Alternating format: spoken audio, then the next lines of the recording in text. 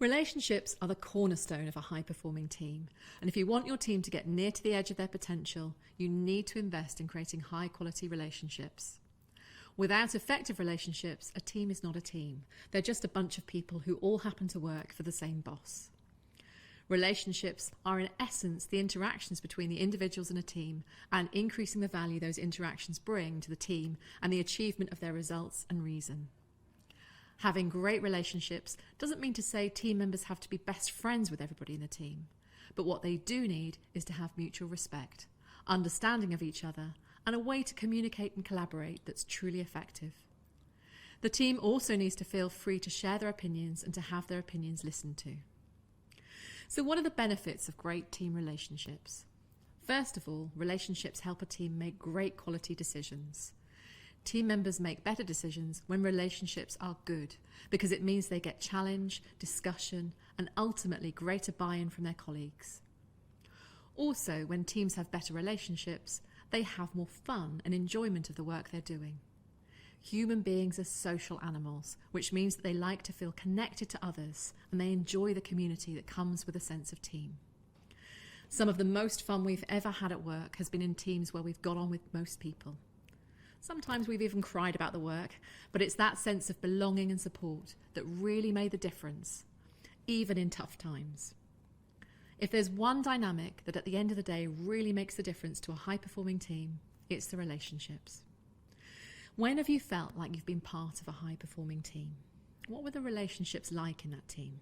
We bet that they were pretty good, that you could say what you wanted to say constructively without fear of offending others, that you could share how you felt about things, that others held you accountable and challenged you on your thinking to help you to make decisions, and that your teammates had your back and supported you. This is relationships at its best. Relationships are the foundation of a high-performing team, and investing in building relationships is essential if you want your team to get beyond mediocre to high performance. Most people resonate with this in some way at an intuitive level. However, relationships will also be the downfall of a team, as no team can remain high-performing if relationships aren't great. This is the key to sustaining high performance over a long period of time. In the absence of all the other edge dynamics, good relationships enable a team to deal with change, volatility, and ambiguity for short periods of time. They are the glue that can hold a team together for a while.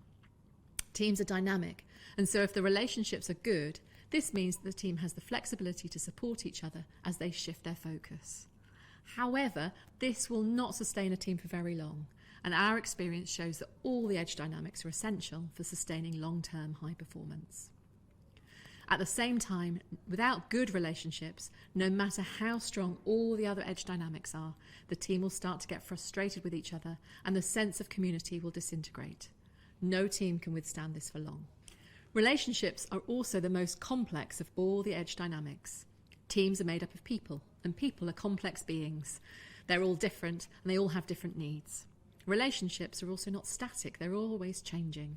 A team is made up of different personalities, and these change over time. People come and go within the team, and every time a new person joins the team changes. Every time somebody leaves the team changes. This means that relationships are incredibly dynamic and constantly need investment and effort to maintain them over time. Teams are an organic system. The system consists of key players and interactions which are all interconnected.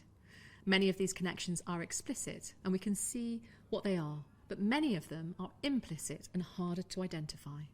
For example, you can explicitly see who gets on well within a team. They might meet each other for a virtual coffee or a social night out, or just choose to work together regularly. Implicitly, it might be harder to identify where there are sources of tension or what really motivates a particular individual in a team. Teams don't work in isolation. They're part of a broader context, a broader system of the other teams in the organisation, suppliers and customers, all of whom have impacts on the relationships within the team. Getting your team to consider the wider context and the key relationships that they have, not only within the team but also external to the team, is crucial to getting to and sustaining high performance in a team. You also need to consider the systems that people are part of outside of work. People aren't just work beings, they have a whole personal human life outside of work. They bring this with them to work every day, and this can also have an impact on the team system. You will notice when one of your team members comes into work in a bad mood, and that can influence everybody on the team in some way.